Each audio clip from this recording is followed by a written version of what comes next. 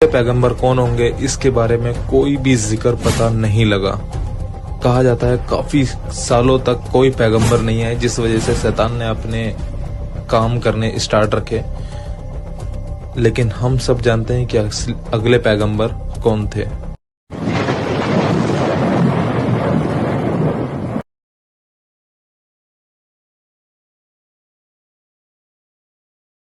नूह अलैहिस्सलाम, नूह इब्ने लामेक, इब्ने मितुसिक, इब्ने इदरीस अलैहिस्सलाम, इब्ने यार्द, इब्ने महलाबिल, इब्ने कैनान, इब्ने अनुस, इब्ने सीत अलैहिस्सलाम, इब्ने आदम अलैहिस्सलाम, जो कि इंसानियत के बाप हैं। ये लोगों की किताबों से ली गई रिवायतों के मुताबिक है। यहाँ लोगों से मुराद है यहूदी और ईसाइयों की किताबों से, लेकिन ये किताबें अपनी असली सूरत में नहीं है।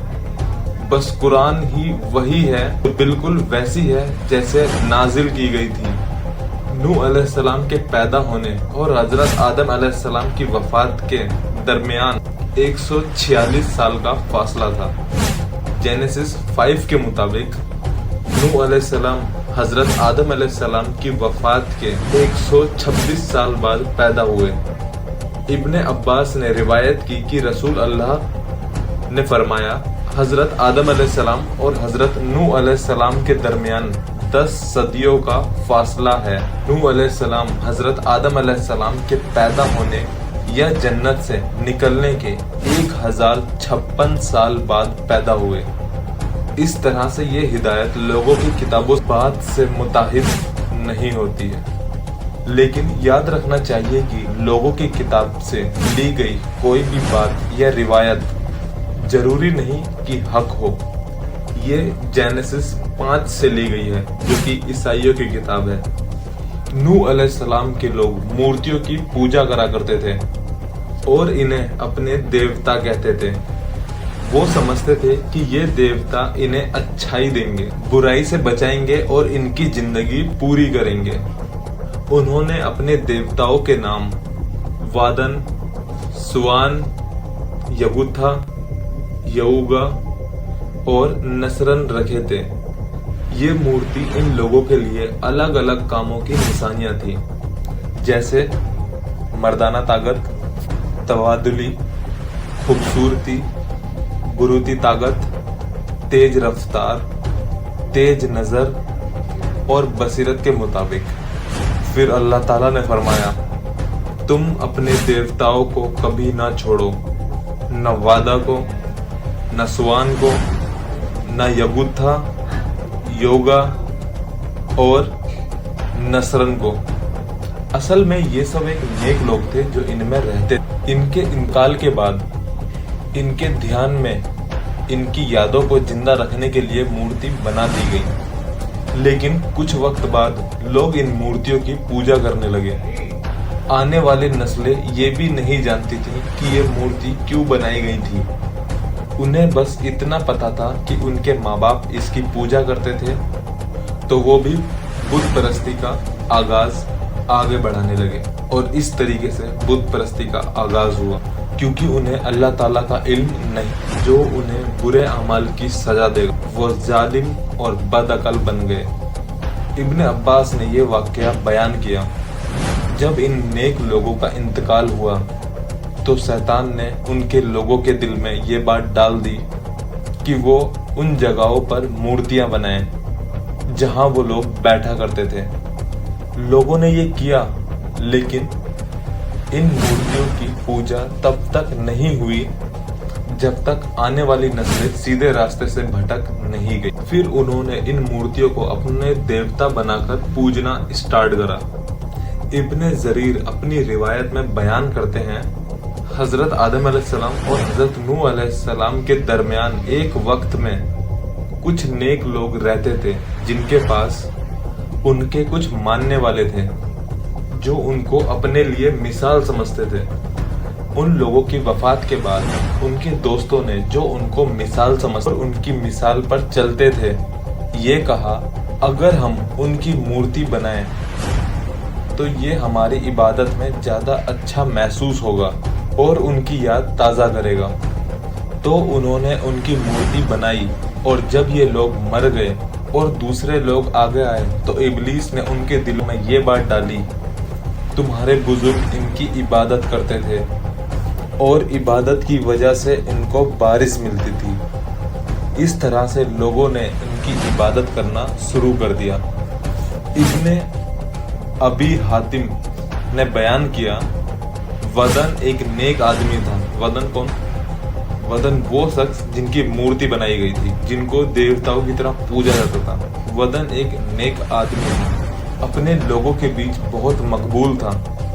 جب اس کا انتقال ہوا تو لوگ اس کی قبر کے پاس جو بیبیلونیا کی زمین پر تھی جانے لگے اور اس کی موت پر غم میں ڈوب گئے۔ جب ابلیس نے ان کے غم کو دیکھا تو اس نے ایک آدمی کا روپ لے کر کہا، میں تمہارا غم دیکھ رہا ہوں جو اس آدمی کی موت کی وجہ سے ہے۔ کیا میں اس کی ایک مورتی بنا دوں جو تمہاری بیٹھک میں رکھی جا سکے تاکہ تمہیں اس کی یاد آتی رہے؟ لوگوں نے کہا ہاں، تو اس نے اس کی ایک مورتی بنا دی۔ انہوں نے اس مورتی کو اپنی بیٹھک میں رکھ دیا تاکہ انہیں اس کی یاد رہے۔ جب ابلیس نے دیکھا کہ انہیں اس کی یادوں میں دلچسپی ہے تو اس نے کہا، کیا میں تم سب کے گھروں میں اس کی مورتی بنا کر رکھ دوں تاکہ تم اس کو یاد کر سکو؟ لوگوں نے یہ بات مان لی۔ ان کے بچوں نے بھی یہ سب دیکھا اور سیکھا۔ اس طرح سے پہلی مورتی جس کی اللہ کے بجائے عبادت کی گئی ودن تھی۔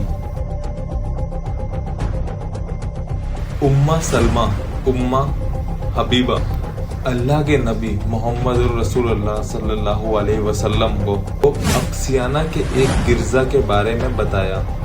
انہوں نے اس کی خوبصورتی اور وہاں کی تصویروں کا ذکر کیا۔ رسول اللہ نے فرمایا، یہ لوگ ہر نیک انسان کی قبر پر عبادت گاہ بناتے ہیں اور پھر اس میں تصویر بناتے ہیں۔ یہ لوگ اللہ کے نزدیک سب سے برے ہیں۔ اللہ کے سوا کسی اور کی عبادت کرنا ایک ایسا المیہ ہے جو صرف انسان کی آزادی کو نہیں چھینتا بلکہ اس سے انسان کا ذہن بھی تباہ ہو جاتا ہے۔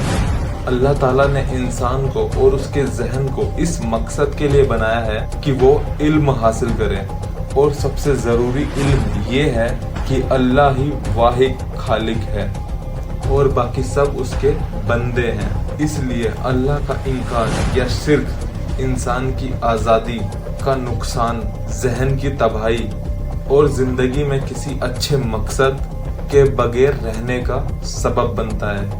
اللہ کے سوا کسی اور کی عبادت کرنے سے انسان شیطان کا غلام بنتا ہے جو کہ خود ایک مخلوق ہے۔ اس ماحول میں اللہ تعالیٰ نے حضرت نوح علیہ السلام کو اپنی قوم کے لیے بھیجا۔ حضرت نوح علیہ السلام وہ واحد ذاکر تھے جو شرک کے سبب انسانیت کی تباہی کے چکر میں نہیں پھنسے تھے۔ اللہ تعالیٰ نے اپنی رحمت سے اپنے رسول حضرت نوح علیہ السلام کو اپنی قوم کی ہدایت کے لیے بھیجا۔ حضرت نوح علیہ السلام ایک بہترین وعیظ اور بہت صبر والے شخص تھے۔ انہوں نے اپنی قوم کو زندگی کے اثر اور کائنات کے کرشموں کے بارے میں بتایا۔ انہوں نے یہ سمجھایا کہ کیسے رات کے بعد دن آتا ہے اور یہ دونوں اللہ کے حکم سے ایک دوسرے کے برابر ہیں تاکہ انسان کی بھلائی ہو۔ رات ٹھنڈک اور آرام دیتی ہے جبکہ دن گرمی اور عمل کے لیے بیدار کرتا ہے۔ سورج زندگی کے لیے ضروری ہے جو پودوں اور جانوروں کی زندگی کو برقرار رکھتا ہے، جبکہ چاند اور ستارے وقت اور موسم کا پتہ لگانے میں مدد کرتے ہیں۔ حضرت نوح علیہ السلام نے اپنی قوم کو سمجھایا کہ آسمان اور زمین کا مالک صرف اللہ ہے اور اسی لیے ایک سے زیادہ دیوتا نہیں ہو سکتے۔ انہوں نے اپنی قوم کو یہ بھی سمجھایا کہ شیطان نے انہیں کیسے گمراہ کیا اور اب وقت آ گیا ہے کہ یہ گمراہی ختم ہو۔ حضرت نوح علیہ السلام نے انہیں اللہ کی انسان پر بخشش کے بارے میں بتایا کہ کیسے اس نے انسان کو پیدا کیا اور اسے رزق اور عقل دی۔ انہوں نے انہیں بتایا کہ بت پرستی انسان کے لیے اس کی عقل پر ظلم ہے انہوں نے انہیں صرف اللہ کا عبادت کرنے کی تکلیف کی، اور اگر انہیں اپنے برے راستے پر چلتے رہے تو اللہ کے سخت عذاب سے ڈرایا۔ لوگوں نے حضرت نوح علیہ السلام کی باتوں کو خاموشی سے سنا۔ ان کے الفاظ ان لوگوں کے ذہن پر ایسے لگے کسی سوئے ہوئے انسان کو جگا دیا جائے جو گرتی ہوئی دیوار کے نیچے سو رہا ہو۔ ایسے شخص کو جگانے سے پہلے تو ڈر اور غصہ ہوتا ہے، حالانکہ مقصد اسے بچانا ہوتا ہے۔ حضرت نوح علیہ السلام کی قوم دو حصوں میں بٹ گئی۔ ان کے الفاظ کمزور، غریب اور دکھی لوگوں کے دلوں کو چھو گئی اور اپنی رحمت سے ان کے زخموں پر مرہم دیا، جبکہ امیر، طاقتور اور حکمران لوگ نے ان باتوں کو ٹھنڈے دل سے اور سب کی نگاہوں سے دیکھا۔ انہیں لگتا تھا اگر سب کچھ جیسا ہے ویسا ہی رہے تو ان کے لیے بہترین ہوگا، اس لیے انہوں نے حضرت نوح علیہ السلام کی باتوں کے خلاف اپنی باتوں کی جنگ شروع کر دی۔ پہلے تو انہوں نے حضرت نوح علیہ السلام پر یہ الزام لگایا کہ آپ تو بس ہمارے ہی جیسے انسان ہیں، اور ان کی قوم کے کافر سردار نے کہا ہم تمہیں بس اپنے ہی جیسا انسان دیکھتے ہیں۔ حضرت نوح علیہ السلام نے یہ کبھی نہیں کہا کہ وہ ایک انسان نہیں ہے۔ انہوں نے یہ تسلیم کیا کہ وہ واقعی انسان ہی ہیں۔ اللہ نے انسانوں میں انسان رسول اس لیے بھیجا کیونکہ زمین پر انسان رہتے ہیں۔ اگر زمین پر فرشتے بسے ہوتے تو اللہ نے فرشتہ رسول بھیجا ہوتا۔ مشرکین اور حضرت نوح علیہ السلام کے درمیان یہ جنگ جاری رہی۔ حکمران سمجھتے تھے کہ حضرت نوح علیہ السلام کی یہ پیغام خود ہی بند ہو جائیں گے، لیکن جب انہوں نے دیکھا کہ غریب، بے سہارا اور مزدور حضرت نوح علیہ السلام کی طرف ہو رہے ہیں تو انہوں نے حضرت نوح علیہ السلام کا مذاق اڑانے، جلیل کرنا شروع کیا اور کہا تمہارے پیغام تو یہ نیچے درجے والے لوگ ہی مانتے ہیں۔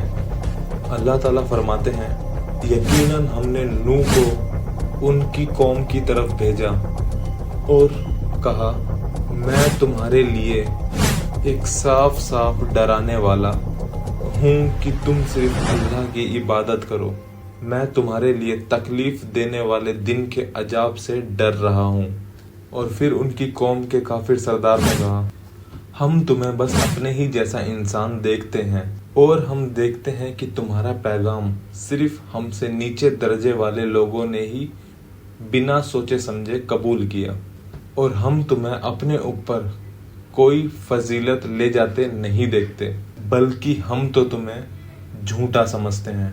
اس کے بعد کفر کرنے والوں کے بولیاں لگنا سٹارٹ ہوتی ہیں، جو کہ ایک بہت مزین ترین مقابلہ ہوتا ہے، اور اس میں کیا ہوتا ہے ہم ضرور جانیں گے۔ اس طرح حضرت نوح علیہ السلام اور ان کی قوم کے سرداروں کے درمیان تنازع بڑھ گیا۔ کافر لوگوں نے بولی لگائی سنو نوح، اگر تم چاہتے ہو کہ ہم تم پر ایمان لے آئیں تو اپنے ماننے والوں کو ہمیشہ کے لیے دور کر دو۔ یہ لوگ کمزور اور غریب ہیں جبکہ ہم عزت دار اور امیر ہیں۔ کوئی بھی دین ہمیں ایک ساتھ شامل نہیں کر سکتا۔ حضرت نوح علیہ السلام نے اپنی قوم کے ان ضدی لوگوں کی بات سنی، لیکن انہوں نے بڑے ہی نرمی سے جواب دیا۔ انہوں نے اپنی قوم کو سمجھایا کہ وہ ایمان لانے والوں کو دور نہیں کر سکتے کیونکہ یہ لوگ ان کے مہمان نہیں ہیں بلکہ اللہ کے ہیں۔ اے میری قوم، میں اپنی ان دینی تعلیم کے بدلے کوئی دولت نہیں مانگتا۔ میرے عذر تو صرف اللہ کے پاس ہیں۔ میں ایمان لانے والوں کو نہیں نکال سکتا،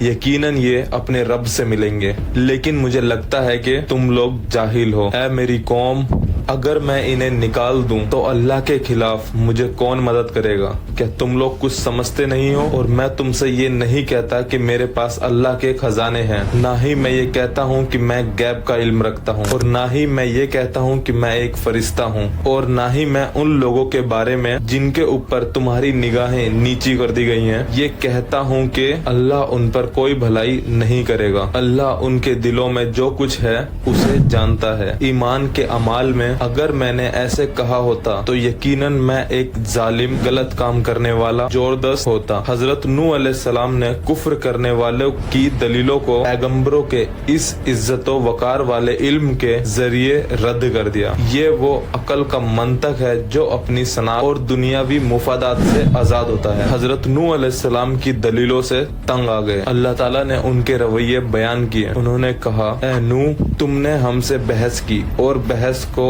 اور لمبا کر دیا۔ اب ہمیں وہ عذاب لا کے دکھاؤ جس سے تم ہمیں ڈراتے ہو اگر تم سچے ہو۔ نوح علیہ السلام نے کہا، صرف اللہ ہی تم پر عذاب لا سکتا ہے اگر وہ چاہے، اور پھر تم اس سے بچ نہیں سکتے، اور اگر میں تمہیں نصیحت کروں تو وہ بھی تمہیں فائدہ نہیں دے سکتی۔ اگر اللہ نے تمہیں گمراہی میں رکھنا چاہا وہ تمہارا رب ہے اور تم اس کی طرف لوٹائے جاؤ گے۔ لڑائی جاری رہی۔ حضرت نوح علیہ السلام اور کافر لوگوں کے درمیان بحث لمبی ہوتی گئی۔ جب کافر لوگوں کی سبھی دلیلیں گر گئیں اور ان کے پاس اور کچھ کہنے کو نہیں بچا تو انہوں نے اللہ کے پیغمبر کو جلیل کرنا شروع کر دیا۔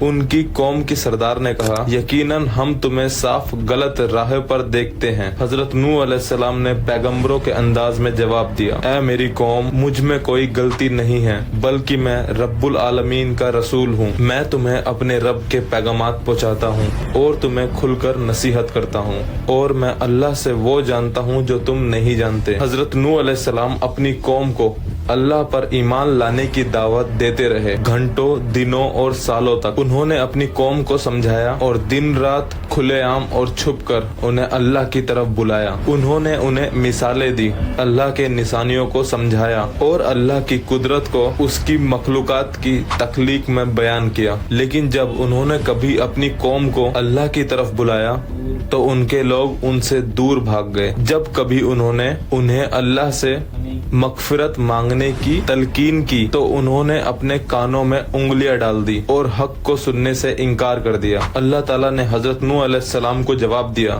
یقیناً ہم نے نوح کو ان کی قوم کے پاس یہ کہتے ہوئے بھیجا، اپنی قوم کو ڈرا دو اس سے پہلے کہ ان پر دردناک عذاب آ جائے۔ انہوں نے کہا، اے میری قوم، یقیناً میں تمہیں صاف صاف ڈرانے والا ہوں کہ تم صرف اللہ کی عبادت کرو، اسی سے ڈرتے رہو اور میری اطاعت کرو۔ وہ اللہ تمہارے گناہوں کو معاف کرے گا اور تمہیں ایک مقرر وقت تک مہلت دے گا۔ یقیناً اللہ کا وقت جب آتا ہے تو اس میں دیر نہیں ہوتی اگر تم سمجھو۔ اے میرے رب، یقیناً میں نے اپنی قوم کو رات دن چھپ کر اور کھلے عام بلاتا رہا، لیکن میری دعوت انہیں حق سے اور دور لے جاتی رہی۔ یقیناً جب بھی میں انہیں بلاتا تھا کہ تو انہیں معاف کر دے تو وہ اپنے کانوں میں انگلیاں ڈال لیتے، اپنی پوشاک میں لپیٹ لیتے اور اس سے بھی زیادہ اپنے گھمنڈ میں مگن ہو جاتے۔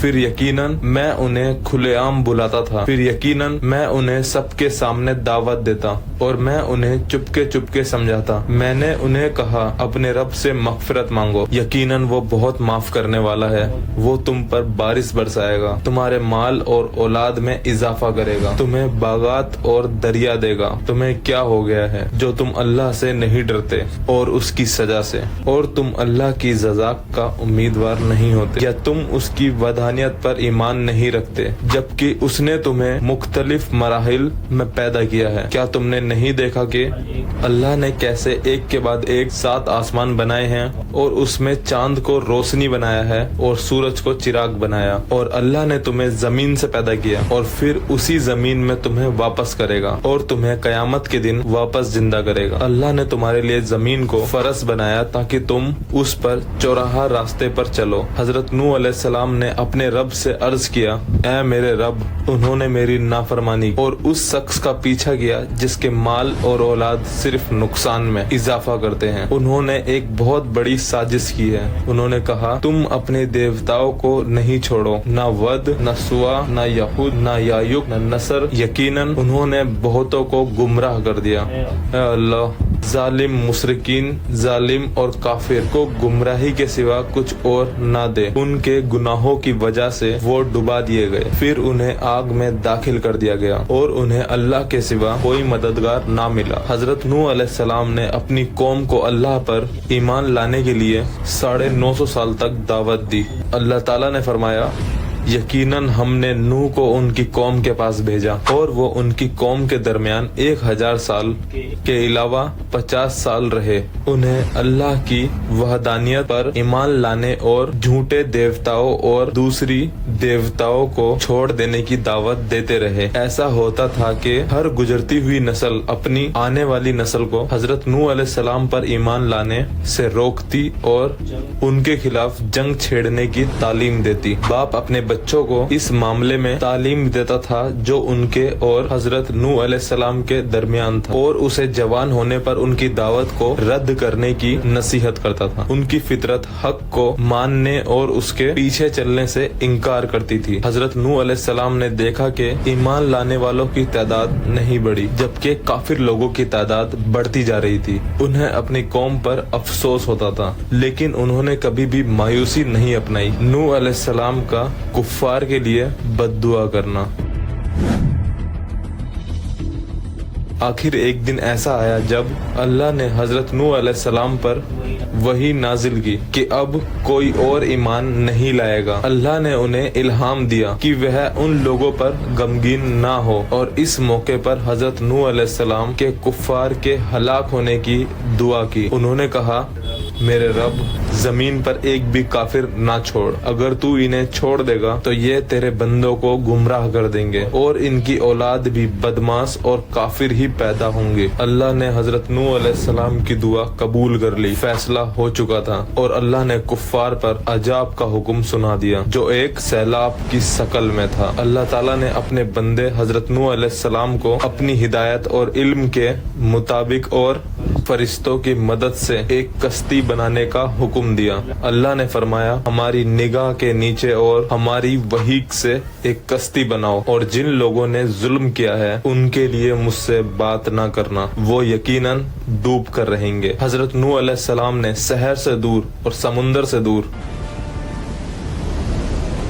ایک جگہ کا انتخاب کیا. انہوں نے لکڑی اور اوزار جمع کیے اور دن رات کشتی بنانے میں مصروف رہے. لوگ ان کا مذاق اڑاتے رہے. اے نوح، کیا تمہیں نبوت سے زیادہ کارپینٹری پسند ہے؟ تم سمندر سے اتنی دور کشتی کیوں بنا رہے ہو؟ کیا تم اسے پانی تک لے جاؤ گے یا ہوا اسے اڑا کر لے جائے گی؟ حضرت نوح علیہ السلام نے جواب دیا تم جلدی ہی دیکھ لو گے کہ کون ذلیل ہوتا ہے اور کس پر عذاب آتا ہے جو اسے رسوا کر دے گا. اللہ تعالیٰ نے فرمایا جب وہ کشتی بنا رہے تھے تو جب بھی ان کی قوم کے سردار ان کے پاس سے گزرتے وہ ان کا مذاق اڑاتے. حضرت نوح علیہ السلام نے کہا اگر تم ہمارا مذاق اڑاتے ہو تو ہم بھی تمہارا اسی طرح مذاق اڑا رہے ہیں جیسا تم کر رہے ہو اور تم جلدی جان لو گے کہ کس پر عذاب آتا ہے جو اسے رسوا کر دے گا اور جس پر ہمیشہ رہنے والا عذاب نازل ہوتا ہے. کشتی تیار ہو چکی ہے اور حضرت نوح علیہ السلام اللہ کے حکم کا انتظار کر رہے ہیں. اللہ نے انہیں وحی کے ذریعے بتایا کہ جب حضرت نوح علیہ السلام کے گھر کے تنور سے پانی ابل پڑا تو یہ سیلاب کے آغاز کا اشارہ ہو گیا اور نوح علیہ السلام کے اعمال کا وہ دہشتناک دن آ گیا جب حضرت نوح علیہ السلام کے گھر کا تنور پانی سے ابل پڑا. حضرت نوح علیہ السلام نے جلدی سے کشتی کا دروازہ کھولا اور مومنوں کو اندر بلایا. انہوں نے ہر قسم کا جانور، پرندے اور حسرتوں کے ایک ایک جوڑی کو بھی ساتھ لیا. لوگوں نے انہیں یہ مخلوقات کو کشتی میں لے جاتے ہوئے دیکھ کر زور زور سے ہنسنا شروع کر دیا اور کہا نوح کا دماغ خراب ہو گیا ہے، یہ جانوروں کے ساتھ کیا کرنے جا رہا ہے. اللہ تعالیٰ نے فرمایا جب ہمارا حکم آیا اور تنور سے پانی ابل پڑا ہم نے کہا اس میں ہر ایک جوڑی میل فیمیل اور اپنے گھر والوں کو ساتھ لے لو سوائے اس کے جس کے لیے پہلے سے فیصلہ ہو چکا ہے اور جو ایمان لائے ہیں، اور ان کے ساتھ ایمان لانے والوں کی تعداد بہت کم تھی اور حضرت نوح علیہ السلام کی بیوی مومن نہیں تھی، اسی لیے انہوں نے کشتی میں شامل ہونے سے انکار کر دیا. حضرت نوح علیہ السلام کا ایک بیٹا جو ظاہری طور پر ایمان والا تھا لیکن اصل میں کافر تھا، وہ بھی کشتی میں نہیں آیا. اکثر لوگ کافر تھے اور کشتی پہ سوار نہیں ہوئے. علماء کے درمیان مومنوں کی تعداد کے متعلق مختلف رائے ہیں. حضرت ابن عباس کے مطابق کشتی میں 80 مومن تھے جبکہ کعبہ احوال انور کے مطابق یہ تعداد 72 تھی۔ کچھ اور لوگ کہتے ہیں کہ حضرت نوح علیہ السلام کے ساتھ صرف 10 مومن تھے۔ پانی زمین کے ہر سیاق سے ابل پڑا۔ ایسی کوئی جگہ نہ تھی جہاں سے پانی ابل نہ رہا ہو۔ آسمان سے وہ بارش برسنے لگی جو کبھی زمین پر نہیں دیکھی گئی تھی۔ پانی آسمان سے برستا رہا اور زمین سے نکلتا رہا۔ ہر گھنٹوں پانی کا سطح بڑھتا گیا۔ سمندر اور لہروں نے زمین پر دھابا بول دیا۔ زمین کا اندرونی حصہ عجیب طریقے سے ہلنے لگا اور سمندر کا فرش اچانک سے اٹھ گیا، جس سے خشک زمین ڈوب گئی۔ زمین پہلی دفعہ پانی سے ڈھک گئی تھی۔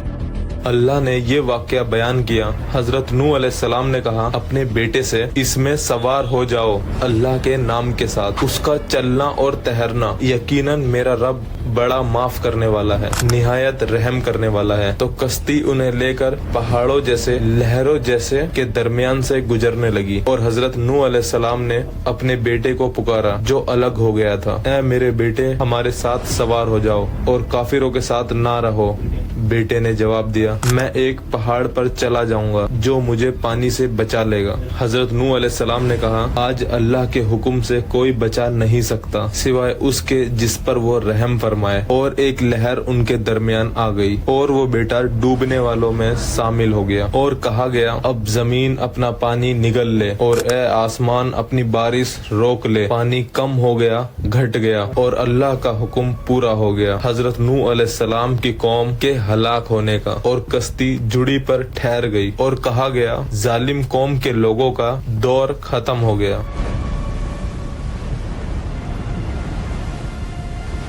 اور کہا گیا اے نوح اتر جاؤ کشتی سے ہماری طرف سے سلامتی کے ساتھ، اور برکت تم پر اور تمہارے ساتھ والوں پر، اور اس کے بعد ان نسلوں پر اور ان کی بعض نسلوں پر، لیکن آگے جا کر ایسے بھی لوگ ہوں گے جنہیں ہم تھوڑی دیر کے لیے ان کی خوشیوں کا مزہ چکھانے دیں گے، لیکن آخرت میں ان پر دردناک عذاب نازل ہوگا۔ اللہ کے حکم کے ساتھ زمین پر سکونات واپس آئی، پانی اپنے قدر تک آ گیا اور خشک زمین واپس سورج کی کرنوں میں چمک اٹھی۔ سیلاب نے زمین کو کفار اور مشرکوں سے صاف کر دیا تھا، پرندوں اور جانوروں کو آزاد کر دیا اور وہ زمین پر پھیل گئے۔ اس کے بعد مومن کشتی سے اتر گئے۔ حضرت نوح علیہ السلام نے سجدہ کرتے ہوئے اپنا ماتھا زمین پر رکھا۔ بچے ہوئے لوگوں نے آگ جلا کر اس کے ارد گرد بیٹھ گئے۔ کشتی میں آگ جلنے سے منع کیا گیا تھا تاکہ کشتی کی لکڑی جل نہ جائے۔ سیلاب کے دوران کسی نے گرم کھانا نہیں کھایا تھا۔ کشتی سے اترنے کے بعد اللہ کا شکر ادا کرنے کے لیے اس دن روزہ رکھا گیا۔ قرآن پاک حضرت نوح علیہ السلام کے قصے کا اختتام کر دیتا ہے۔ ہم نہیں جانتے کہ ان کا اپنی قوم کے ساتھ معاملہ کس طرح سے آگے بڑھا، ہم صرف اتنا جانتے ہیں کہ ان کی وفات کے وقت انہوں نے اپنے بیٹوں سے اللہ کی عبادت کرنے کا کہا، اور حضرت نوح علیہ السلام کا انتقال ہو گیا۔ حضرت عبداللہ بن عمر ابن العاص رضی اللہ عنہ سے روایت ہے کہ رسول اللہ صلی اللہ علیہ وسلم نے فرمایا، جب اللہ کے رسول حضرت نوح علیہ السلام کا انتقال کا وقت قریب آیا تو انہوں نے اپنے بیٹوں کو نصیحت کی، میں تمہیں 2 چیزوں کے کرنے کا حکم دیتا ہوں اور 2 چیزوں سے بچنے کی ہدایت کرتا ہوں۔ میں تمہیں اس بات کی نصیحت کرتا ہوں کہ اللہ کے سوا کوئی معبود نہیں، اور اگر 7 زمین اور 7 آسمان ایک طرف رکھے جائیں اور دوسری طرف یہ کلمہ لا الہ الا اللہ رکھا جائے تو یہ کلمہ زیادہ وزنی ہوگا۔ میں تمہیں شرک اور تکبر سے بچنے کی ہدایت کرتا ہوں۔ کچھ روایتوں میں آتا ہے کہ ان کا قبر مکہ کے مسجد الحرم میں ہے، جبکہ دوسری روایت میں آتا ہے کہ ان کو بلابک جو عراق کا شہر ہے